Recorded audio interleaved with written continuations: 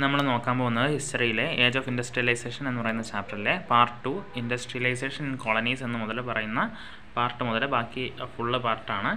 അപ്പോൾ അതിലേക്ക് നോക്കുന്നതിന് മുമ്പ് ഈ ചാനൽ ആരെങ്കിലും സബ്സ്ക്രൈബ് ചെയ്യാനുണ്ടെങ്കിൽ ദയവായി സബ്സ്ക്രൈബ് ചെയ്ത് സപ്പോർട്ട് ചെയ്യുക. അപ്പോൾ നമുക്ക് ചാപ്റ്ററിലേക്ക് നോക്കാം. Let us now move to India to see how a colony industrializes. Once again we will look not only at factory industries but also at the non-mechanized sector. We will limit our discussion primarily to textile industries. അപ്പോൾ നമുക്ക് നോക്കുകയാണെങ്കിൽ കഴിഞ്ഞ ക്ലാസ്സിൽ നമ്മൾ ഏതുവരെയാണ് നോക്കിയത്? ഇംഗ്ലണ്ടിലെ കാര്യങ്ങളാണ്, അല്ലെങ്കിൽ ഇൻഡസ്ട്രിയലൈസേഷൻ എങ്ങനെയാണ് ഇംഗ്ലണ്ടിൽ സംഭവിച്ചതെന്നാണ്. അപ്പോൾ ഇൻഡസ്ട്രിയലൈസേഷൻ ഇംഗ്ലണ്ടിൽ നിന്നും ഇംഗ്ലണ്ടിൻ്റെ കോളനികളിലേക്ക് എങ്ങനെയാണ് പോയതെന്നാണ് നമ്മൾ ഈ സെക്ഷനിൽ നോക്കുന്നത്.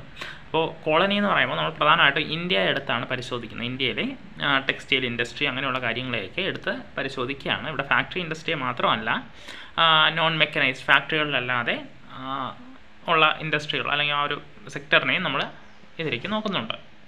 The age of Indian textiles. Before the age of machine industries, silk and cotton goods from India dominated the international market in textiles. Coarser cottons were produced in many countries, but the finer varieties often came from India. Armenian and Persian merchants took the goods from Punjab to Afghanistan, Eastern Persia and Central Asia. Bales of fine textiles were carried on camel back via the northwest frontier through mountain passes and across deserts. A vibrant sea trade operated through the main pre-colonial ports.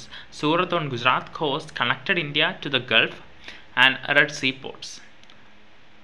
Masulipatam on the Coromandel coast and Hooghly in Bengal had trade links with South East Asian ports. അപ്പോൾ നമ്മൾ നോക്കുകയാണെങ്കിൽ എന്താണ് ഇന്ത്യയിലെ ഒരു silk അല്ലെങ്കിൽ cotton തുണിത്തരങ്ങൾക്കെല്ലാം international market നല്ല ഡിമാൻഡുള്ള ഒരു സംഭവങ്ങളായിരുന്നു. അതെങ്കിൽ പണ്ട് കാലത്ത് ഈ മെഷീൻ ഇൻഡസ്ട്രീസിനൊക്കെ മുമ്പ് ഇന്ത്യയിലെ സിൽക്ക് കോട്ടൺ ആ ഒരു ഗുഡ്സിനൊക്കെ ഇൻ്റർനാഷണൽ മാർക്കറ്റ് ഡോമിനേറ്റ് ചെയ്യാൻ നിൽക്കാൻ പറ്റിയിരുന്നു.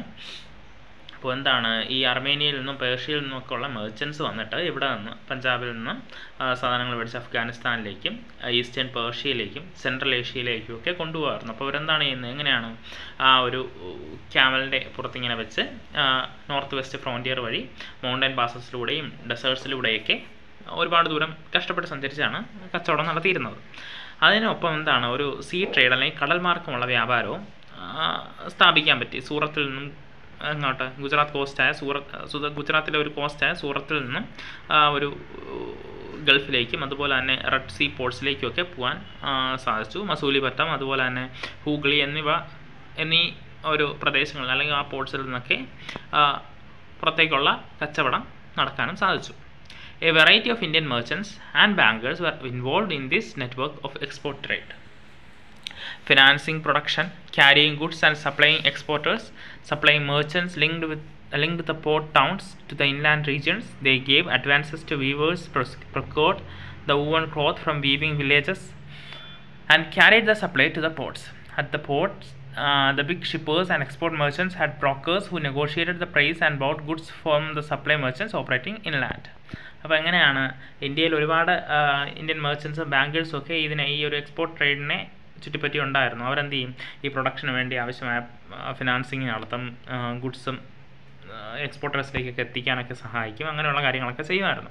അപ്പോൾ എന്താണ് ഈ വീവേഴ്സിനൊക്കെ ഉള്ള അഡ്വാൻസ് ആയിട്ട് പൈസ കൊടുത്തിട്ട് ഇവരെ കൊണ്ട് തുണി നെയ്ച്ച് ഇത് പോർട്ടിൽ കൊണ്ടു കൊടുത്ത് അങ്ങനെയുള്ള കച്ചവടത്തിലൊക്കെ ഇവർ ഈ പല ഇന്ത്യൻ മെർച്ചൻസും ബാങ്കേഴ്സും ഒക്കെ ഇൻവോൾവ് ചെയ്തിട്ടുണ്ടായിരുന്നു.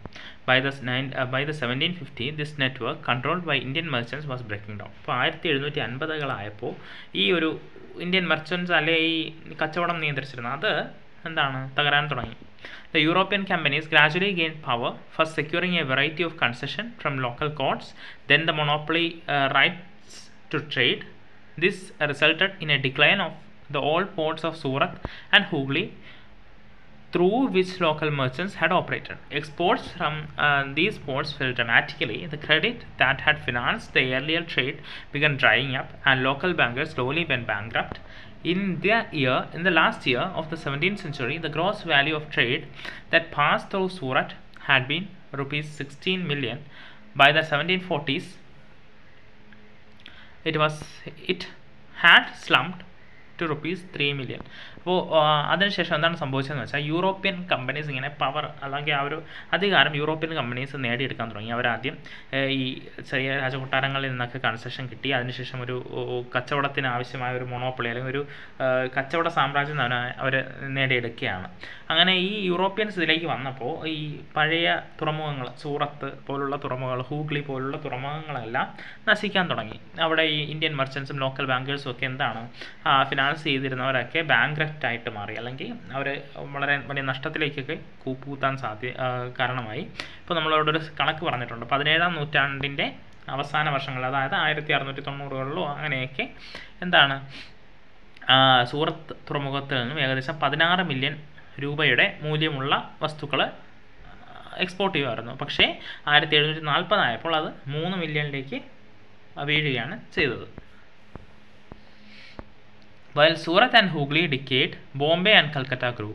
This shift from the old ports to new ones was an indicator of the growth of colonial power. Trade through the new ports came to be controlled by European companies and was carried in European ships. While many of the old trading houses collapsed, those that wanted to survive had to operate within a network shaped by European trading companies. അപ്പോൾ എന്താണ്, ഈ സൂറത്തും ഹൂഗ്ലിയും പോലുള്ള തുറമുഖങ്ങളെല്ലാം നശിച്ചെങ്കിലും പുതിയ പുതിയ തുറമുഖങ്ങൾ വന്നു. ബോംബെയും കൽക്കട്ടയും പോലുള്ള പുതിയ പുതിയ തുറമുഖങ്ങൾ വന്നു. ഇതൊക്കെ കൊളോണിയൽ പവർ അല്ലെങ്കിൽ ഈ കൊളോണിയലിസത്തിൻ്റെ ഒരു സ്ട്രെങ്തിൻ്റെ ഒരു സൂചനയായിട്ട് നമുക്ക് കണക്കാക്കാം. അപ്പോൾ ഈ തുറമുഖങ്ങൾ, പുതിയ തുറമുഖങ്ങൾ വഴിയുള്ള കച്ചവടമെല്ലാം നിയന്ത്രിച്ചിരുന്നത് യൂറോപ്യൻസാണ്. യൂറോപ്യൻ ഷിപ്പിലാണ് ഇത് കച്ചവടം ചെയ്തിരുന്നത്. അങ്ങനെ വന്നപ്പോൾ ഈ ഓൾഡ് ട്രേഡിംഗ് ഹൗസ് ഒരുപാട്, അല്ലെങ്കിൽ ഈ പഴയ കച്ചവട സമ്പ്രദായങ്ങളെല്ലാം, അല്ലെങ്കിൽ ആ ഒരു കച്ചവടക്കാരെല്ലാം ഒരുപാട് നശിച്ചു. നശിക്കേണ്ട, ഇത് തുടരണം എന്ന് ആഗ്രഹമുള്ളവർ എന്ത് ചെയ്യേണ്ടി വന്നു? യൂറോപ്യൻ ട്രേഡിംഗ് കമ്പനീസും ഒക്കെ ആയിട്ട് ഒരു നെറ്റ്വർക്ക് സ്ഥാപിക്കേണ്ടി വന്നു. What happen to weavers? The consolidation of East India Company power after the 1760s did not initially lead to a decline in textile exports from India. British cotton industries had not yet expanded and Indian fine textiles were in great demand in Europe. So the company was keen on expanding textile exports from India. അപ്പോൾ East India company 1760-കളിൽ പവറിലെത്തിയെന്ന് വിചാരിച്ചു. അവിടെ അതിൻ്റെ അർത്ഥം Indian textile എക്സ്പോർട്സിന് ഒരു decline സംഭവിച്ചു എന്നൊന്നുമല്ല. British cotton industry അന്ന് അത്രയ്ക്കും developed ആയിരുന്നില്ല. പിന്നെ ഇന്ത്യൻ ടെക്സ്റ്റൈൽസ് അല്ലെങ്കിൽ ഇന്ത്യൻ തുണിത്തരങ്ങൾക്കെല്ലാം യൂറോപ്പിൽ വളരെ വലിയ ഡിമാൻഡ് ഉണ്ടായിരുന്നു. അതുകൊണ്ട് തന്നെ ഈ കമ്പനി എന്താണ് ശ്രമിക്കുന്നത്? ടെക്സ്റ്റൈൽ എക്സ്പോർട്സ്, ഇന്ത്യയിലെ ടെക്സ്റ്റൈൽ എക്സ്പോർട്ട് എക്സ്പാൻഡ് ചെയ്യാനാണ് ശ്രമിക്കുന്നത്.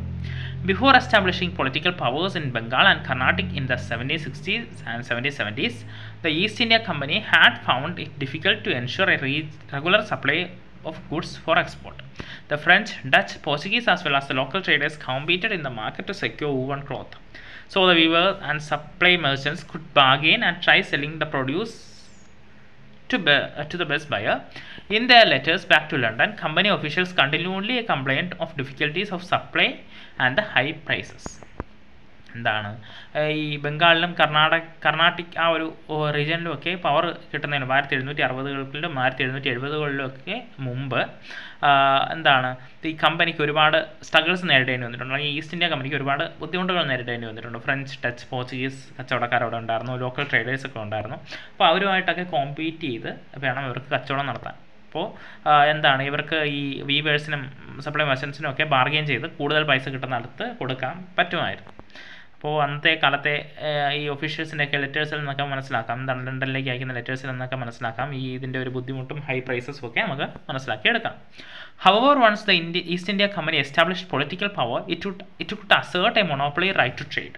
It proceeded to develop a system of management and control that would eliminate competition, control costs to ensure regular supplies of cotton and silk goods. This it did through a series of steps.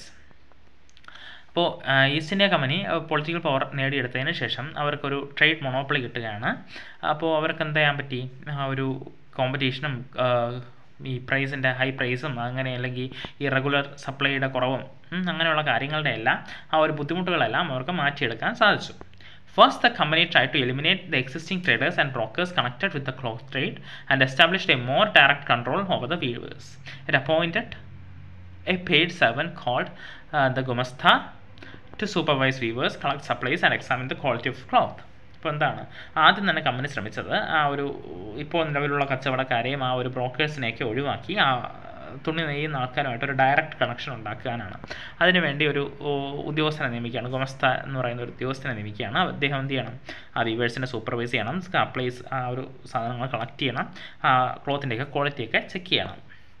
Second, it prevented company weavers from dealing with other buyers. One way of doing this was through the system of advances. Once an order was placed, the weavers were given loans to purchase the raw materials for their production. Those who took loans had to hand over the cloth they produced to the Gumasta. They could take it to any other trader. They could not take it to any other trader. അപ്പോൾ രണ്ടാമത്തെ കാര്യം എന്താണ് ചെയ്തത്, company വീവേഴ്സിനെ മറ്റ് ബയേഴ്സുമായിട്ട് connect ചെയ്യുന്നത് നിർത്താൻ ആരംഭിച്ചു. അതായത് അവരെന്താ ചെയ്തത്, ഈ വീവേഴ്സിനൊക്കെ അഡ്വാൻസ് ആയിട്ട് പൈസ കൊടുക്കാൻ തുടങ്ങി. അപ്പോൾ ഈ പൈസ കൊടുക്കുന്നവരെന്ത് ചെയ്യണം, ഈ പൈസ വാങ്ങിക്കുന്നവർ എന്ത് ചെയ്യണം, അവരുടെ ഉണ്ടാക്കുന്ന ക്ലോത്ത്സ് ഈ ഗുമസ്തയ്ക്ക് തന്നെ കൊടുക്കണം. അപ്പോൾ ആ ഒരു അതർ ട്രേഡേഴ്സുമായിട്ട് കച്ചവടം അവർക്ക് ഒഴിവാക്കിയെടുക്കാനും സാധിച്ചു. As loans flawed in the demand for fine textiles expanded, weavers eagerly took the advances, hoping to earn more. Many weavers had small plots of land which they had earlier cultivated along with weaving, and the produce from this took care of their family needs. Now they had to lease out the land and devote all their time to weaving. Weaving, in fact, required the labor of the entire family, the children and women, all engaged in different stages of the process. അപ്പോൾ ഈ loans ഒരുപാട് കിട്ടി തുടങ്ങിയപ്പോൾ ആ ഒരു textile industry എക്സ്പാൻഡായി. വീവേഴ്സിന് എന്ത് ചെയ്യുകയാണ്, ഒരുപാട് അഡ്വാൻസ് ആയിട്ട് എടുക്കുകയാണ്. അതിനുവേണ്ടി അവർക്ക് ഒരുപാട് തുണി നെയ്യേണ്ട ആവശ്യകതയും വരികയാണ്. അപ്പോൾ ഈ ചെറിയ ചെറിയ വസ്തുക്കൾ ഉണ്ടായിരുന്നവർ അവിടെ കൃഷി ചെയ്ത് ആ ഒരു ഫാമിലിക്ക് ആവശ്യമുള്ള കാര്യങ്ങൾ നേടുമ്പോൾ അത് അവർക്ക് ഉപേക്ഷിച്ച് എന്ത് ചെയ്യേണ്ടി വരുന്നു, ഫുൾ ടൈം വീവിങ്ങിലേക്ക് കടക്കേണ്ടി വന്നു. അപ്പോൾ വീവിങ് എന്ന് പറയുന്ന വളരെ ആളുകളുടെ എണ്ണം വേണ്ട ഒരു തൊഴിലായതുകൊണ്ട് തന്നെ ആ ഫാമിലി മുഴുവൻ അതിലേക്ക് തിരിയേണ്ടി വന്നു. Soon, however, in many weaving villages there were reports of clashes between weavers and gumastas. Earlier supply merchants had very often lived within weaving villages and had a close relationship with weavers, looking at their needs and helping them in time of crisis. The new gumastas were outsiders. With no long-term social link with the village, they acted arrogantly, marched into villages with sepoys and peons, and punished weavers for delay in supply, often beating and flogging them. The weavers lost the space to bargain for prices and sell to different buyers. The price they received from the company was miserably low, and the loans they had accepted tied them to the company. അപ്പോൾ എന്താണ്, ഈ weaving villages പല weaving വില്ലേജസിലും ഈ വീവേഴ്സും ഗുമസ്താസുമായിട്ടുള്ള fight അല്ലെങ്കിൽ clash ഉണ്ടായിട്ടുണ്ടായിരുന്നു. അപ്പോൾ മുമ്പത്തെ സമയത്ത് ഈ സപ്ലൈ മെർച്ചൻസ് എന്താണ്, ഈ വീവിംഗ് വില്ലേജസിൽ തന്നെ താമസിക്കുന്നവരായിരുന്നു. അവർക്ക് ഈ വീവേഴ്സുമായിട്ട് ഒരു ലോങ് ടൈം കണക്ഷൻ ഉണ്ടായിരുന്നു. അവരുടെ ബുദ്ധിമുട്ടുകളിലൊക്കെ ഈ വീവേഴ്സിനെ സഹായിക്കാറുണ്ടായിരുന്നു. പക്ഷേ ഗുമസ്താസ് എന്ന് പറയുന്ന ഔട്ട്സൈഡേഴ്സ് ആയിരുന്നു. അപ്പോൾ അവർക്ക് ആ ഒരു സൊസൈറ്റി ആയിട്ട്, ആ വില്ലേജുമായിട്ടൊരു വലിയ കണക്ഷനൊന്നുമില്ല. അവർ വളരെ അറഗൻ്റായിട്ടായിരുന്നു പെരുമാറുന്നത്. സിപ്പോയ്സും പിയൂൺസിനെയൊക്കെ കൊണ്ടുവന്ന് ഓർഡർ ഡിലേ ആയാൽ വന്ന് ബീറ്റ് ചെയ്യുക, അങ്ങനെയുള്ള പ്രശ്നങ്ങളൊക്കെ ഉണ്ടായിരുന്നു. അപ്പോൾ അതുപോലെ തന്നെ വീവേഴ്സിന് ബാർഗെയിൻ ചെയ്യാനോ അല്ലെങ്കിൽ മറ്റുള്ള ബയേഴ്സിനെ വിൽക്കാനോ ഒന്നും പറ്റാത്ത അവസ്ഥയായി. കമ്പനി കൊടുക്കുന്ന പ്രൈസ് എന്ന് പറയുന്നത് വളരെ ലോ ആയിരുന്നു. അപ്പോൾ ലോൺ എടുത്തത് കാരണം ഇത് ഇവർ കമ്പനിയുമായിട്ട് ടൈ അപ്പ് ആവേണ്ടിയും വന്നു.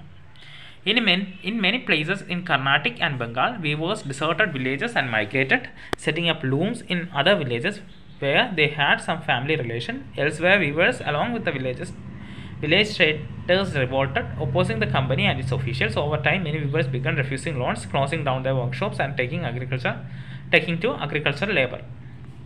എന്താണ്, കർണാടകയിലും ബംഗാളിലും ഒക്കെയുള്ള വീവേഴ്സ് എന്ത് ചെയ്യാണ്, അവരുടെ ഗ്രാമം വിട്ട് മറ്റുള്ള ഗ്രാമങ്ങളിൽ പോയിട്ട്, ഫാമിലി റിലേഷനുള്ള ഗ്രാമങ്ങളിൽ പോയിട്ട് അവിടെ ലൂംസ് എസ്റ്റാബ്ലിഷ് ചെയ്യുകയാണ്. അതുപോലെ തന്നെ എന്താണ്, ഈ കമ്പനി ഒഫീഷ്യൽസുമായിട്ടൊക്കെ അവർ തർക്കിക്കുകയാണ്. പിന്നെ പലരും ലോണൊക്കെ റെഫ്യൂസ് ചെയ്ത് അഗ്രികൾച്ചറിലേക്കൊക്കെ തിരികുകയാണ്. Manchester comes to India. In 1772, Henry Patullo, a company official, had ventured to say that the demand for Indian textiles could never reduce since no other nation produced goods of the same quality. Yet by the beginning of the 19th century, we see the beginning of a long decline of textile exports from India. In 1811, piece goods accounted for 33% of India's exports. By 1850-51, it was no more than 3%. അപ്പോൾ എന്താണ്, Henry പറ്റൂളോ എന്ന് പറയുന്ന 1772 ഒരു company official Indian ടെക്സ്റ്റൈൽസിൻ്റെ ഒരിക്കലും ഒരു demand കുറയത്തില്ല, അതുപോലുള്ള ക്വാളിറ്റിയുള്ള ഒരു പ്രൊഡക്റ്റ് ഒരു രാജ്യവും ഉൽപ്പാദിപ്പിക്കുന്നില്ല എന്നൊക്കെ പറയുന്നുണ്ട്. പക്ഷേ അതിനുശേഷം നമുക്ക് ഒരു ലോങ് ടേം ഡിക്ലൈൻ, ആ ഒരു ടെക്സ്റ്റൈൽ ഇൻഡസ്ട്രിയുടെ ഡിക്ലൈൻ കാണാൻ പറ്റുന്നുണ്ട്. 1811-12 കാലഘട്ടത്തിൽ 33% ആ ഒരു എക്സ്പോർട്ട് നടന്നിരുന്നുവെങ്കിൽ 1850-51 കാലമായപ്പോൾ 3%ലേക്ക് അത് ചുരുങ്ങി. As cotton industries developed in England, industrial groups began worrying about imports from other countries. They pressurized the government to impose import duties on cotton textiles so that Manchester goods could sell in Britain without facing any competition from outside. At the same time, industries persuaded the East India Company to sell British manufactures in Indian market as well. Exports of British cotton goods increased dramatically in the early 19th century. At the end of the 18th century, there had been virtually no import of cotton piece goods into India, but the 1850 cotton piece goods constituted over 31% of the value of Indian imports, and by 1870 the figure was over 50%. ഇപ്പോൾ cotton industry ഇംഗ്ലണ്ടിൽ developed ആയതിനു ശേഷം അവർക്ക് ഒരുപാട് ബുദ്ധിമുട്ടുകളുണ്ടായിരുന്നു. അപ്പോൾ Manchester ഗുഡ്സിൻ്റെ അല്ലെങ്കിൽ മാഞ്ചസ്റ്ററിൽ ഉൽപ്പാദിപ്പിക്കുന്ന ഈ തുണിത്തരങ്ങളെ കച്ചവടം കൂട്ടാൻ വേണ്ടിയിട്ട് ബ്രിട്ടൻ ആ ഒരു ഗവൺമെൻറ് അടുത്ത് അവർ പറയുകയാണ്, ആ മാനുഫാക്ചേഴ്സ് പറയുന്നത് എന്താണ്, ആ ഇമ്പോർട്ട് ചെയ്യുന്ന തുണിത്തരങ്ങൾക്ക് ഇമ്പോർട്ട് ഡ്യൂട്ടി കൊടുക്കണം എന്ന് പറയുന്നതോടുകൂടി ആ ഒരു കോമ്പറ്റീഷൻ ഇല്ലാതാവുകയാണ്. രണ്ടാമത്തെ കാര്യം, ഈ ബ്രിട്ടനിൽ ഉൽപ്പാദിപ്പിച്ച കോട്ടൺ തുണിത്തരങ്ങൾ എന്ത് ചെയ്യാണ്, ഇന്ത്യയിലേക്കും ഇറക്കുമതി ചെയ്യുകയാണ്. ഇന്ത്യയിലെ തുണിത്തരങ്ങളുടെ മേലിലും നികുതി വെച്ച് ഇന്ത്യയിലേക്ക് ഇറക്കുമതി ചെയ്യുകയാണ്. അപ്പോൾ രണ്ടിടത്തും കച്ചവടം കുറയുകയാണ്. അപ്പോൾ നമ്മൾ നോക്കുകയാണെങ്കിൽ 1850-ലെത്തിയപ്പോൾ 31% ഓഫ് ഇന്ത്യൻ ഇമ്പോർട്ട്സ് നടക്കുന്നത് കോട്ടണിലായിരുന്നു. 70-ലെത്തിയപ്പോൾ 50% അത് കൂടുകയാണ്. അപ്പോൾ അതിനൊക്കെ മുമ്പ് 1% ക്ലോത്ത്സ് പോലും import ചെയ്തിട്ടുണ്ടായിരുന്നില്ല. Cotton weavers in India thus faced two problems at the same time. Their export market collapsed and the local market shrank. Being glutted with Manchester imports produced by machines at lower cost, the imported cotton goods were so cheap that weavers could not easily compete with them. By the 1850s, reports from most weaving regions of India narrated stories of decline and desolation. ഇപ്പോൾ ഇന്ത്യയിലെ cotton weavers പ്രധാനമായിട്ട് 2 പ്രോബ്ലംസാണ് face ചെയ്തത്. ആദ്യത്തെ എന്താണ്, export market നശിച്ചു. അതായത് export ഡ്യൂട്ടിയൊക്കെ വന്നതോടുകൂടി, അല്ല ഇമ്പോർട്ട് ഡ്യൂട്ടിയൊക്കെ മറ്റു രാജ്യങ്ങളിൽ വന്നതോടുകൂടി എക്സ്പോർട്ട് മാർക്കറ്റ് നശിച്ചു. രണ്ടാമത്തെ കാര്യം, ലോക്കൽ മാർക്കറ്റിലേക്ക് ഈ മാഞ്ചസ്റ്ററിൽ നിന്നുള്ള ഇമ്പോർട്ട്സ് വന്നതോടുകൂടി, മാഞ്ചസ്റ്ററിലെ ഈ മെഷീൻസിൽ നിർമ്മിക്കുന്ന ലോ കോസ്റ്റ് തുണിത്തരങ്ങൾ വന്നതോടുകൂടി അവർക്ക് ആ ഒരു ചീപ്പ് ക്ലോത്ത്സിനോട് പിടിച്ചിരിക്കാൻ പറ്റാതെയായി. അങ്ങനെ 1850-കളോടായപ്പോൾ ഇന്ത്യയിൽ മുഴുവൻ എന്താണ്, ഈ ഒരു ഡിക്ലൈൻ അല്ലെങ്കിൽ ഡിസൊലേഷൻ സ്റ്റോറീസാണ് ഉയർന്നു കേൾക്കാൻ തുടങ്ങിയത്. By the 1860s, weavers faced a new problem. They could not get sufficient supply of raw cottons for quality. When the American Civil War broke out and cotton supplies from the US were cut off, Britain turned to India. As raw cotton exports from India increased, the price of raw cotton shot up. Weavers in India were starved of supplies and forced to buy raw cotton at exorbitant prices. In this situation, weaving could not pay. അപ്പോൾ 1860 മറ്റൊരു പ്രശ്നം വന്നു. ഈ American civil വാർ നടക്കുന്ന സമയമായിരുന്നു. അപ്പോൾ അവിടെ നിന്ന് റോ കോട്ടൺ കിട്ടാത്തത് കൊണ്ട് തന്നെ ബ്രിട്ടൻ എങ്ങോട്ട് തിരികെയാണ്, ഇന്ത്യയിലേക്ക് തിരികെയാണ്. ഇന്ത്യയിൽ നിന്നും റോ കോട്ടൺ വാങ്ങിക്കുകയാണ്, ഇമ്പോർട്ട് ചെയ്യുകയാണ്. അപ്പോൾ റോ കോട്ടൻ്റെ പ്രൈസ് ഉയരുകയാണ്. ആ സമയത്ത് ഈ വീവേഴ്സിന് ഈ പ്രൈസ് ഹൈക്കിനോടും പിടിച്ചു നിൽക്കാൻ പറ്റാതെ വീവിങ്ങിൽ നിന്ന് ഒരു പൈസയും കിട്ടാതെ അവസ്ഥയിലേക്ക് മാറി. Then by the end of the 19th century, weavers and other craftspeople faced yet another problem. Factories in India began production, flooding the market with machine goods. How could weaving industries possibly survive? ഇപ്പോൾ 19th century സമയത്ത് മറ്റൊരു problem നേരിടുകയാണ്. ഇന്ത്യയിൽ factory production കൂടുകയാണ്. Machine ഗുഡ്സിൻ്റെയൊക്കെ ഒരു കുതിച്ചു കയറ്റമാണ് നമ്മൾ കാണുന്നത്. അതുവഴി എന്താണ്, വീവിങ് ഇൻഡസ്ട്രി സർവൈവ് ചെയ്യാൻ പോസിബിൾ അല്ലാതെ ആവുകയാണ്. Factories come up. The first cotton mill in Bombay came up in 1854 and it went into production 2 years later. By 1862, 4 mills were at work with 94,000 spindles and 2,150 looms. Around the same time, jute mills came up in Bengal, the first being set up in 1855 and another one 7 years later in 1862. In North India, the Elgin mill was started in Kanpur in the 1860s and a year later the first cotton mill of Ahmedabad was set up. By 1874, the first spinning and weaving mill of Madras began production. അപ്പോൾ ബോംബെയിൽ ആദ്യത്തെ cotton mill വരുന്നത് 1854. 2 വർഷം production മുന്നോട്ട് പോയി. 1862 4 mills work ചെയ്യുകയാണ്. അപ്പോൾ 1862 ആയപ്പോൾ ഏകദേശം 4 മിൽസ് ഉണ്ടായിരുന്നു. 94,000 സ്പിൻഡിൽസും 2750 ലൂംസും ഒക്കെ ഉൾപ്പെടുന്ന 4 മിൽസ് ഉണ്ടായിരുന്നു. ബംഗാളിൽ ആ സമയത്ത് ജൂട്ട് മിൽസ് വരികയാണ്. പിന്നെ നോർത്ത് ഇന്ത്യയിൽ എൽഗിൻ മിൽ കാൺപൂരിൽ 1860 സ്റ്റാർട്ട് ചെയ്യുന്നു. അങ്ങനെ ഒരുപാട് മിൽസ് ഇന്ത്യയിലേക്ക് നിലവിൽ വരികയാണ്. അഹമ്മദാബാദിൽ 1 വർഷം ശേഷം മില്ല് വരുന്നു. 1874 first spinning and weaving mill of മദ്രാസും വരികയാണ്. അങ്ങനെ ഇന്ത്യ മുഴുവൻ ഇങ്ങനെ ഉള്ള ഫാക്ടറി അല്ലെങ്കിൽ മിൽസൊക്കെ റൈസ് ചെയ്യുകയാണ്. The early entrepreneurs. Industries were set up in different regions by varying sorts of people. Let us see who they were. The history of many business groups goes back to trade with China from the late 18th century. As you have read in your book last year, the British in India began exporting opium to China and took tea from China to England. Many Indians became junior players in this trade, providing finance, procuring supplies and shipping consignments. Having earned through trade, some of these businessmen had visions of developing industrial enterprises in India. In Bengal, Dwarkanath Tagore made his fortune in the China trade before he turned to industrial investment, setting up 6 joint stock companies in 1830 and 1840s. Tagore's enterprises sank along with those of others in the wide business crisis of the 1840s, but later in the 19th century, many of these China traders become successful industrialists. In Bombay, Parsis like Dinshaw Petit and Jamsetji Nuzarwanji Tata, who built huge industries empires in India, accumulated their initial wealth partially from exports to China, and partially from raw cotton shipments to England. Seth Hukumchand, a Marwari businessman who set up the first Indian jute mill in Calcutta in 1970, also traded with China. So did the father as well as the grandfather of the famous industrialist J.D. Birla. അപ്പോൾ നമുക്ക് നോക്കുകയാണെങ്കിൽ എന്താണ്, അപ്പോൾ Indian ഒരു business ഗ്രൂപ്പ്സിൻ്റെയൊക്കെ history നോക്കുകയാണെങ്കിൽ ചൈനയിലെ ട്രേഡുമായിട്ടൊക്കെ നല്ല close ആയിട്ട് റിലേറ്റ് ചെയ്തിരിക്കും നമുക്ക് കാണാൻ പറ്റും. അപ്പോൾ ആ സമയത്ത് ബ്രിട്ടീഷ് കോളനി ആയിരിക്കുന്ന സമയത്ത് ബ്രിട്ടൻ എന്ത് ചെയ്യാണ്, ഒപ്പിയം ചൈനയിലേക്ക് എക്സ്പോർട്ട് ചെയ്തിട്ട് തിരിച്ച് അവിടെ നിന്ന് ടീ ഇംഗ്ലണ്ടിലേക്ക് ഇമ്പോർട്ട് ചെയ്യുകയായിരുന്നു ചെയ്തിരുന്നത്. അപ്പോൾ അവിടെയൊക്കെ ഒരുപാട്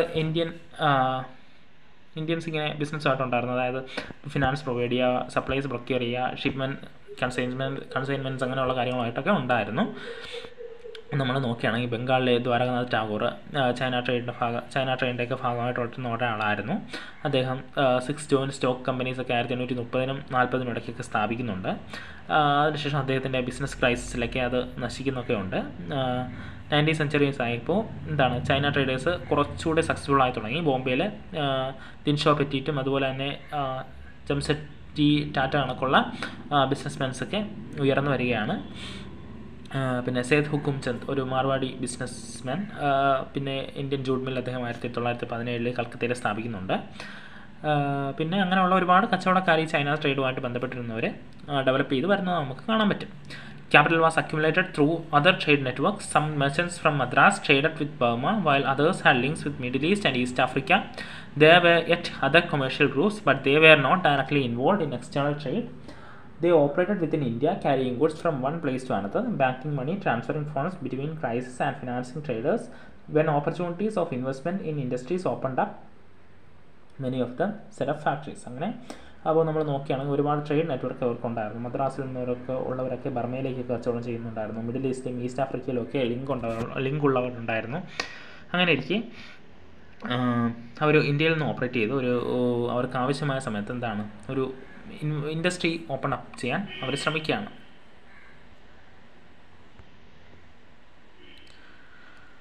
As colonial control over Indian trade tightened, the space within which Indian merchants could function became increasingly limited. They were barred from trading with Europe in manufactured goods and had to export mostly raw materials and food grains, raw cotton, opium, wheat and indigo required by the British. They were also gradually edged out of the shipping business. അങ്ങനെ ഇന്ത്യയിലെ colonial control കൂടിക്കൂടി വന്നപ്പോൾ Indian മെർച്ചൻസിന് trade ചെയ്യാനുള്ള ഒരു space limited ആവുകയാണ്. ഇവരെന്ത് ചെയ്യുകയാണ്, manufacture goods യൂറോപ്പിലേക്ക് കച്ചവടം ചെയ്യാൻ പറ്റാതെയായി. റോ മെറ്റീരിയൽസും ഫുഡ് ഗ്രെയിൻസും ഒക്കെ കച്ചവടം ചെയ്യേണ്ടി വന്നു. കോട്ടൺ, ഒപ്പിയം, വീറ്റ്, ഇൻഡിഗോ മുതലായ സാധനങ്ങളൊക്കെ എക്സ്പോർട്ട് ചെയ്യേണ്ടി വന്നു. അങ്ങനെ ഈ ഒരു സംഭവങ്ങളൊക്കെ ഉണ്ടാകുന്ന സമയത്താണ് till the first world war European managing agencies in fact controlled a large sections of Indian industries. Three of the biggest ones were Bert Higlers and Company, Andrew Ule and J.D. Skinner and Company. These agencies mobilized capital, set up joint stock companies and managed them. In most instances, Indian financiers provided the capital with European agencies, made all investment and business decisions. The European merchants and industrialists had their own chambers of commerce, which Indian businessmen were not allowed to join. അതിൻ്റെ first world വാറിൻ്റെ സമയത്തൊക്കെ European managing agencies ആയിരുന്നു ഇന്ത്യയിലെ ഒരു large section ഇൻഡസ്ട്രീസൊക്കെ control ചെയ്തിരുന്നത്. അതിൽ പ്രധാനമായിട്ടും 3 companies ആയിരുന്നു. Bert ഹിഗ്ലേഴ്സ് and company, Andrew യൂലെ, പിന്നെ ജാർഡിൻ സ്കിന്നർ ആൻഡ് കമ്പനി. അപ്പോൾ ഈ ഏജൻസീസൊക്കെ എന്ത് ചെയ്യാണ്, ക്യാപിറ്റൽ മൊബിലൈസേഷൻ, അതുപോലെ തന്നെ ജോയിൻറ്റ് സ്റ്റോക്ക് കമ്പനീസൊക്കെ ഫോം ചെയ്യുകയാണ്. അപ്പോൾ ഇന്ത്യൻ ഫിനാൻസിയേഴ്സിനൊക്കെ വേണ്ട സഹായങ്ങളൊക്കെ അവർ കൊടുക്കുകയാണ്. പിന്നെ യൂറോപ്യൻ മെർച്ചൻസിന് സ്വന്തമായിട്ടൊരു ചേംബർ ഓഫ് കൊമേഴ്സ് ഉണ്ടായിരുന്നു. അപ്പോൾ അതിലേക്ക് ഈ ഇന്ത്യൻ ബിസിനസ് മാൻസിനെ ഒന്നും അലോ ചെയ്തിരുന്നില്ല. Where did the workers come from? Factories needed workers. With the expansion of factories, this demand increased. In 1901, there were 584,000 workers in Indian factories. By the 1946, the number of was over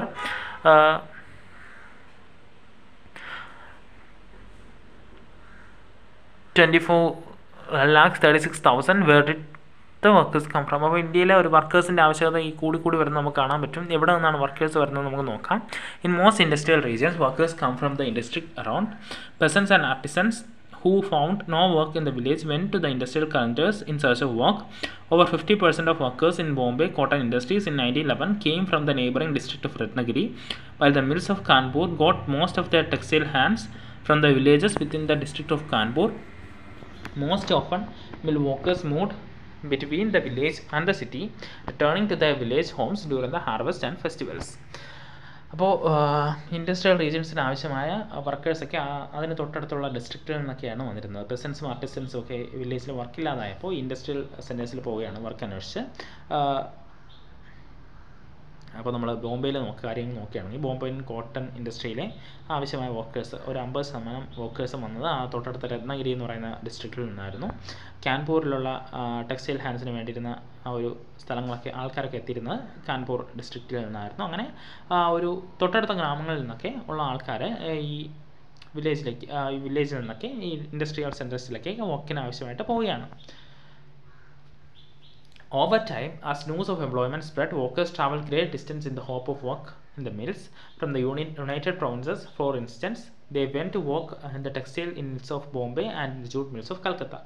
അപ്പോൾ നമ്മൾ നോക്കുകയാണെങ്കിൽ ഈ employment ന്യൂസൊക്കെ ഇങ്ങനെ സ്പ്രെഡായ വഴി ഒരുപാട് ദൂരം താണ്ടി ഈ ആൾക്കാർ ജോലി അന്വേഷിച്ച് വരികയാണ്, മിൽ ജോബ്സൊക്കെ അന്വേഷിച്ച് വരികയാണ്.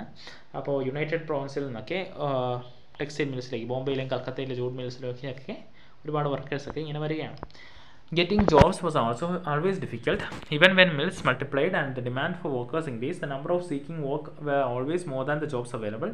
Entry into the mills was also restricted. Industrial usually employed a jobber to get new recruits. Very often the jobber was an old and trusted worker.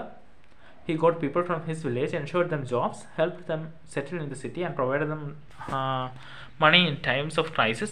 The jobber therefore became a person with some authority and power. He began demanding money and gifts for his favor and controlling the lives of the workers.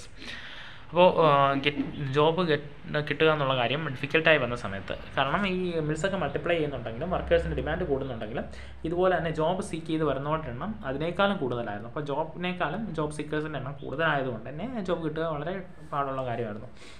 അപ്പോൾ ഈ പല മിൽസും അവരുടെ മില്ലുകളിലേക്കുള്ള entry restrict ചെയ്തിട്ടുണ്ടായിരുന്നു. ഇൻഡസ്ട്രിയിൽ ഒരു ജോബറിന് അല്ലെങ്കിൽ ജോലി കൊടുക്കാൻ വേണ്ടി ഒരാളിനെ, പുതിയ റിക്രൂട്ട്മെൻറ്റ്സ് നടത്താൻ വേണ്ടി ഒരാളിനെ ചുമതലപ്പെടുത്തിയിട്ടുണ്ടായിരുന്നു. അപ്പോൾ അവർ പ്രധാനമായിട്ടും വയസ്സായ അല്ലെങ്കിൽ ട്രസ്റ്റഡ് വർക്കറായിരിക്കും. അദ്ദേഹം എന്ത് ചെയ്യുന്നു, അദ്ദേഹത്തിൻ്റെ വില്ലേജേഴ്സിൽ നിന്ന് തന്നെ ഈ ജോബിലേക്ക് എത്തിക്കുകയാണ്. അവർക്കൊരു സിറ്റിയിലേക്കൊക്കെ മാറാൻ വേണ്ടി ഒരു സഹായമൊക്കെ ചെയ്യുകയാണ്. അപ്പോൾ കാലം കഴിയും തോറും ഈ ജോബർ കുറച്ചുകൂടെ ഒരു പവറും അതോറിറ്റിയൊക്കെ ഉള്ള ഒരാളായിട്ട് മാറി. അദ്ദേഹം പൈസയൊക്കെ ഡിമാൻഡ് ചെയ്യാൻ തുടങ്ങി, അല്ലെങ്കിൽ ഗിഫ്റ്റ്സ് ഒക്കെ ഡിമാൻഡ് ചെയ്യാൻ തുടങ്ങി, ഒരു ഫേവർ ചെയ്യുന്നതിന് വേണ്ടിയിട്ട് അങ്ങനെയൊക്കെ കാര്യങ്ങൾ ചെയ്യാൻ തുടങ്ങി. The number of factory workers increase over time. However as you will see they were small proportion of the total industrial workforce. The peculiarities of industrial growth. When Indian businessmen began setting up industries in the late 19th century, they avoided competing with Manchester goods in the Indian market. Since yarn was not an important part of British imports into India, the early common mills in India produced coarse cotton yarn rather than fabric. Which yarn was imported, it was only of the superior variety. The yarn produced in India spinning mills was used by handloom weavers in India or exported to China. അപ്പോൾ എന്താണ്, Indian businessmen ആദ്യത്തെ കാലത്ത് ഈ Manchester ഗുഡ്സിനോടൊന്നും compete ചെയ്യാൻ തയ്യാറായിരുന്നില്ല. അവരെന്ത് ചെയ്തു, yarn എന്ന് പറയുന്ന സംഭവം, ത്രെഡ് ഒരു ഇമ്പോർട്ടൻറ്റ് പാർട്ടല്ലായിരുന്നു ബ്രിട്ടീഷ് ഇമ്പോർട്ട്സിലെ ഇന്ത്യയിലേക്കുള്ള ഇമ്പോർട്ടിൽ വലിയ ഒരു ഇമ്പോർട്ടൻറ്റ് പാർട്ടല്ലായിരുന്നു ഈ യാണെന്ന് പറയുന്നത്. അതുകൊണ്ട് അവർ യാൺ വെച്ച് ഒരു ഹാൻഡ്ലൂം വീവേഴ്സിനൊക്കെ കൊടുക്കുക, അതുപോലെ തന്നെ ചൈനയിലേക്ക് എക്സ്പോർട്ട് ചെയ്യുക, ഇങ്ങനെയുള്ള ബിസിനസ്സൊക്കെ ആദ്യം ചെയ്യാൻ തുടങ്ങി. By the first decade of the 20th century, a series of changes affected the pattern of industrialization. As the Swadeshi movement gathered momentum, mobilized people to boycott foreign cloth. Industrial groups organized themselves to protect their collective interests, pressurizing the government to increase tariff protection and grant other concessions.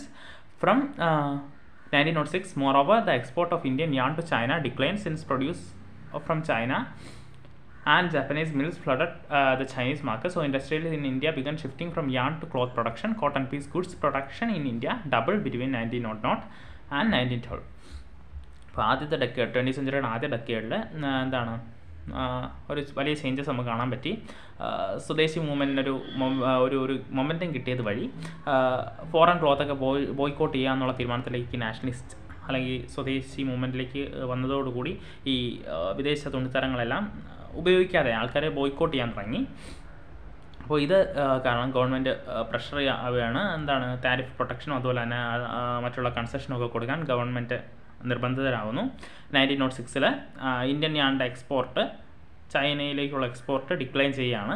കാരണം Japanese മിൽസിലൊക്കെ ഉണ്ടാക്കിയ തുണിത്തരങ്ങൾ Chinese മാർക്കറ്റിൽ ഒരുപാട് എത്തുന്നത് വഴി ആ ഒരു export decline ചെയ്യുകയാണ്. അപ്പോൾ ആ സമയത്ത് ഇന്ത്യൻ ഇൻഡസ്ട്രിയലിസ്റ്റ് ആ ഒരു യാണിൽ നിന്നും ക്ലോത്ത് പ്രൊഡക്ഷനിലേക്ക് മാറുകയാണ്. അതായത് ആ സമയത്ത് 1900-നും 1912-നും ഇടയ്ക്ക് ഈ കോട്ടൺ പീസ് ഗുഡ്സ് ഡബിൾ ചെയ്യുന്നതായിട്ട് അല്ലെങ്കിൽ എൻ്റെ പ്രൊഡക്ഷൻ ഡബിൾ ചെയ്യുന്നതായിട്ട് നമുക്ക് കാണാൻ പറ്റുന്നുണ്ട്. Yes, till the first world war industrial growth was slow. The war was created a dramatically new situation with British mills busy with war production to meet the needs of the army. Manchester imports into India declined. Suddenly, Indian mills has a vast home market to supply. As the war prolonged, Indian factories were called upon to supply war needs. Jute bags, clothes for and army uniforms, tents and leather boots, horse and mule saddles, and a host of other items. New factories were set up and old ones ran multiple shifts. Many new workers were employed and everyone was made to work longer hours. Over the war years, industrial production boomed. അപ്പോൾ first world വാറിൻ്റെ സമയത്ത് എന്ത് ചെയ്യാണ്, industrial growth slow ആയിരുന്നുവെങ്കിലും പുതിയൊരു situation create ചെയ്യപ്പെടുകയാണ്. British മില്ലിൽ നിന്നുള്ള പ്രൊഡക്ട്സൊക്കെ അല്ലെങ്കിൽ മാഞ്ചസ്റ്ററിൽ നിന്നുള്ള ഇമ്പോർട്ട്സൊക്കെ കുറയുകയാണ്, അല്ലെങ്കിൽ ഇന്ത്യയിലേക്കുള്ള ഇമ്പോർട്ടിംഗ് ഒക്കെ കുറയുകയാണ്. കാരണം ഈ യുദ്ധത്തിനാവശ്യമായ സാധനങ്ങൾ സപ്ലൈ ചെയ്യണമെന്നുള്ളതുകൊണ്ട് ഇങ്ങോട്ടുള്ള ഇമ്പോർട്ട് കുറയുകയാണ്. അതുവഴി ഇന്ത്യൻ ഇൻഡസ്ട്രിയൽസിന് അല്ലെങ്കിൽ ഇന്ത്യൻ ഫാക്ടറീസിന് ആ ഒരു വലിയൊരു ഹോം മാർക്കറ്റ് അല്ലെങ്കിൽ ഇന്ത്യയിൽ വലിയൊരു കച്ചവട സാധ്യത തുറന്നു കിട്ടുകയാണ്. അതിനുശേഷം യുദ്ധം കൂടുതൽ കഴിയും തോറും ഇന്ത്യ ഫാക്ടറീസ് നിർബന്ധരാകുകയാണ്. യുദ്ധത്തിന് വേണ്ടി സാധനങ്ങൾ സപ്ലൈ ചെയ്യാൻ ഉള്ള അവസരങ്ങൾ കിട്ടുകയാണ്. ജൂട്ട് ബാഗ്സും ക്ലോത്ത്സ്, ആർമി യൂണിഫോംസും അങ്ങനെയുള്ള കാര്യങ്ങളും എല്ലാം കൊടുക്കാൻ പറ്റുകയാണ്. പുതിയ പുതിയ ഫാക്ടറീസ് ഉയർന്നു വരുന്നു. പഴയ ഫാക്ടറീസ് മൾട്ടിപ്പിൾ ഷിഫ്റ്റ്സ് വർക്ക് ചെയ്യുന്നു. ഒരുപാട് പുതിയ വർക്കേഴ്സൊക്കെ കടന്നു വരികയാണ്. അങ്ങനെ ഒരു ഇൻഡസ്ട്രിയൽ പ്രൊഡക്ഷൻ ഈ സമയത്ത് ഇൻഡസ്ട്രിയലൈസേഷൻ വലിയ ഡെവലപ്മെൻറ്റ് ഉണ്ടായില്ലെങ്കിലും ഇൻഡസ്ട്രിയൽ പ്രൊഡക്ഷൻ ഉയരുകയാണ്.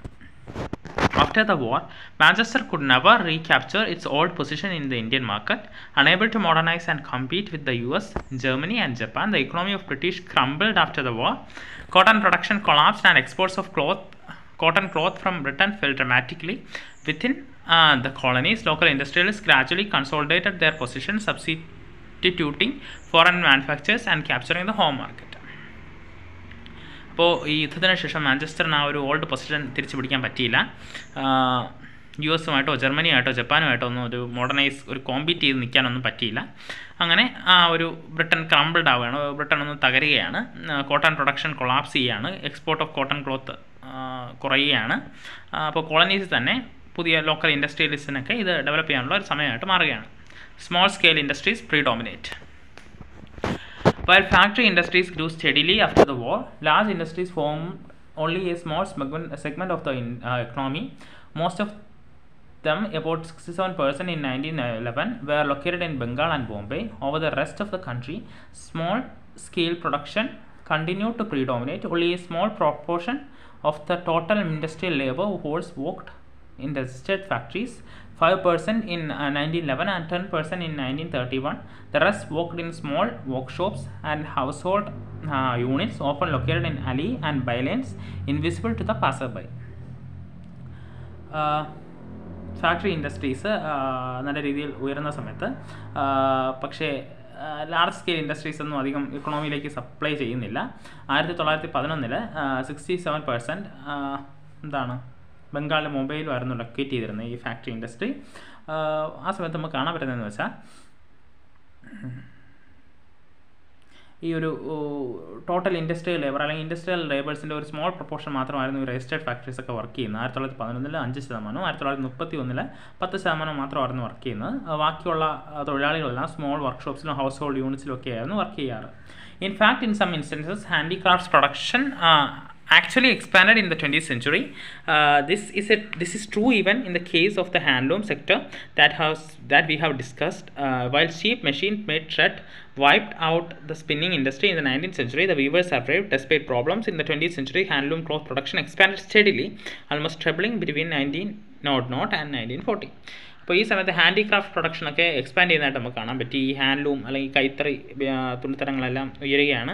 ആ സമയത്ത് ഈ ചെറിയ മെഷീൻ മെയ്ഡ് തുണിത്തരങ്ങൾ ഈ 19ാം നൂറ്റാണ്ട് ഈ ഹാൻഡ്ലൂം ക്ലോത്ത്സിനെയൊക്കെ ഓവർ പവർ ചെയ്യുന്നുണ്ടെങ്കിലും അതിൻ്റെ പവർ അത് തിരിച്ച് പിടിക്കുകയാണ് ഈ 20th century.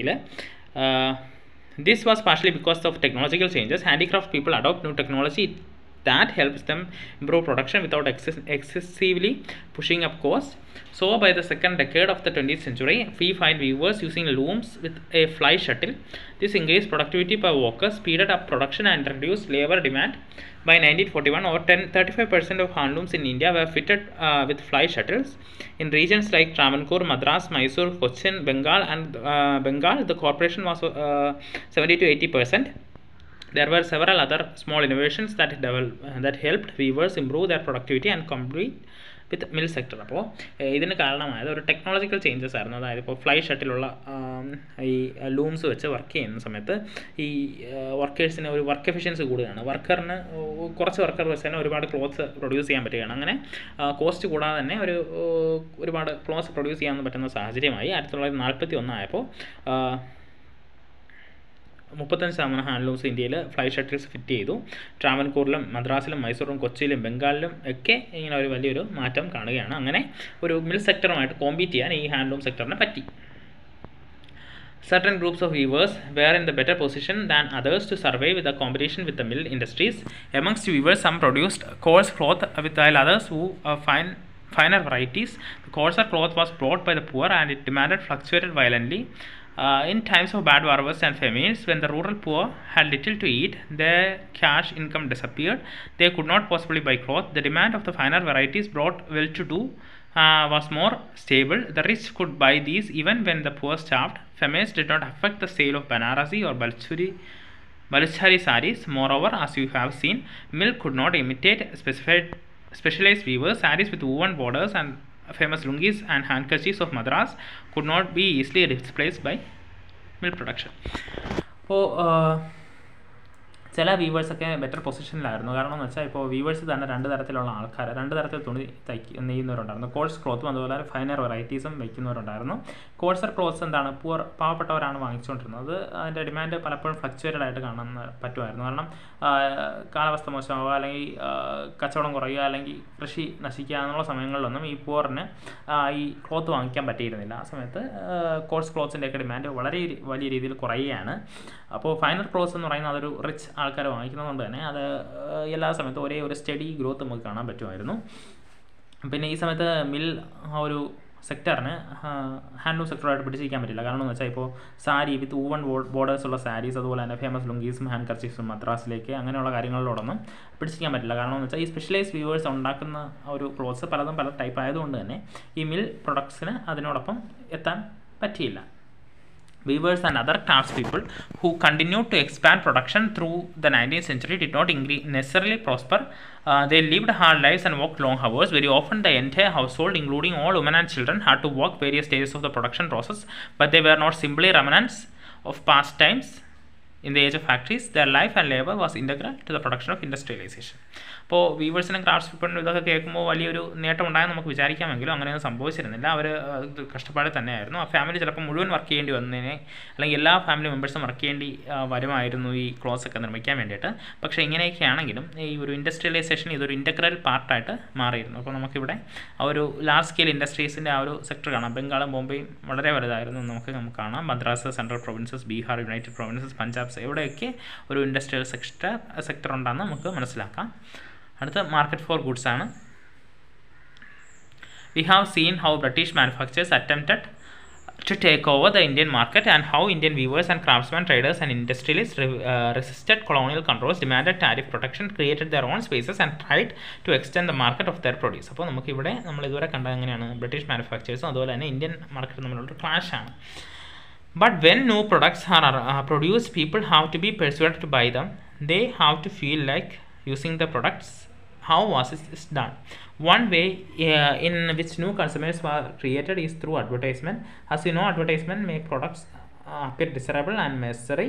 They try to shape the minds of the people and create new needs. Today we live in a world where advertisements surround us. They appear in newspapers, magazines, hoardings, street walls, television screens. But if you look back into history, we find that from the very beginning of the industrial age, advertisements have played a part in expanding the market from products and in shaping new consumer culture. അപ്പോൾ നമ്മൾ നോക്കുകയാണെങ്കിൽ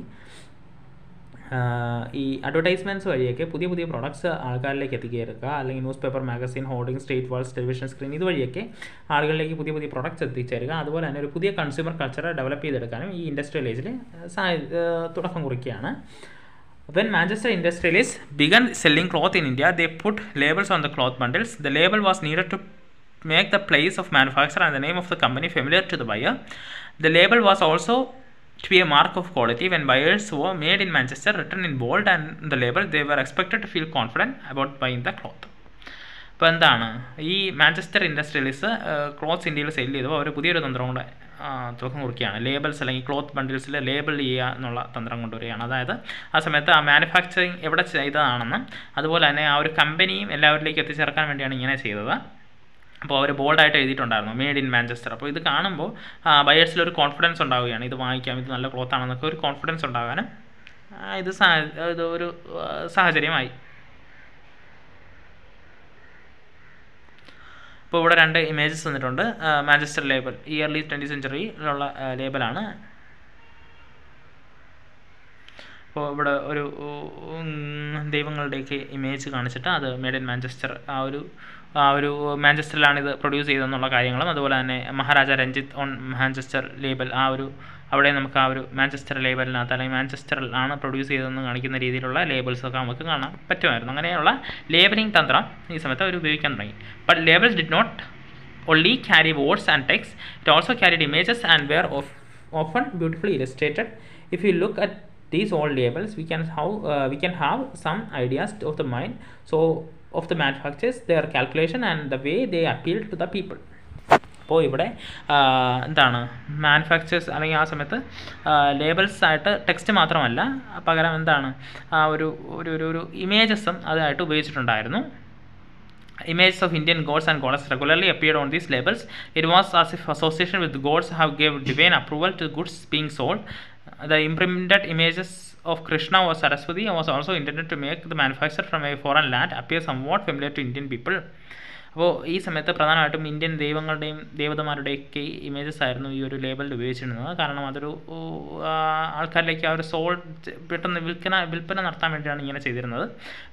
കൃഷ്ണ, സരസ്വതി അങ്ങനെയുള്ള ഇംപ്രിൻറ്റഡ് images എന്താണ് ഒരു Indian പീപ്പിളിൻ്റെ ഇടയിൽ ആ പ്രൊഡക്റ്റിന് ഒരു foreign ലാൻഡിലാണ് നിർമ്മിച്ചെങ്കിൽ പോലും ആ ഒരു ഇന്ത്യൻ പീപ്പിളിൻ്റെ ഇടയിൽ ഒരു ഫെമിലാരിറ്റി ഉണ്ടാക്കാൻ ഇത് സഹായിച്ചു.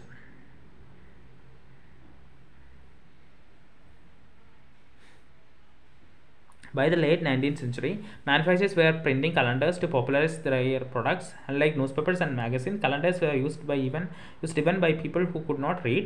They were hung in tea shops and in poor people's homes just as much as in offices and the middle class apartments.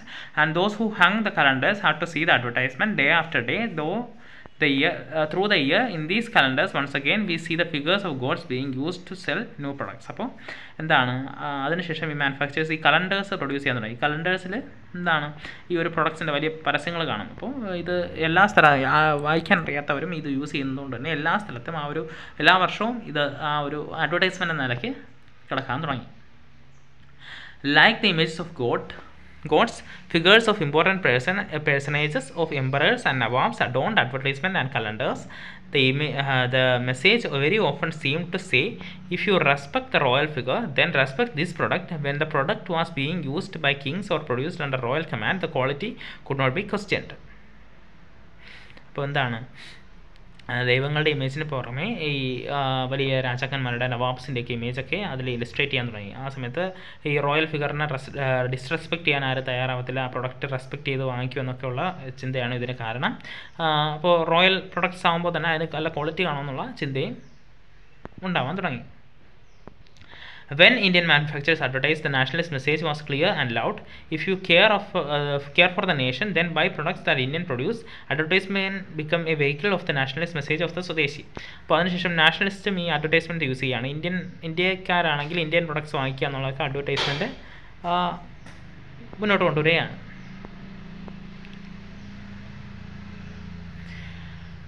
Clearly, the age of industries has meant major technological changes, growth of factories and making of a new industrial labor force. However, as you have seen, hand technology and small scale production remain the important part of the industrial landscape. അപ്പോൾ നമ്മൾ നോക്കുകയാണെങ്കിൽ ഈ ഒരു വലിയ changes ഈ സമയത്ത് നമുക്ക് കാണാൻ പറ്റും. പക്ഷേ ആ സമയത്ത് സ്മോൾ സ്കെയിൽ പ്രൊഡക്ഷൻ അതുപോലെ തന്നെ ഹാൻഡ് ടെക്നോളജി അതൊക്കെ ഒരു ഇൻഡസ്ട്രിയൽ ലാൻഡ്സ്കേപ്പിന് വളരെ ഇമ്പോർട്ടൻ്റ് ആയ പാർട്ടായിരുന്നു. അപ്പോൾ ഇതാണ് നമ്മുടെ ചാപ്റ്റർ.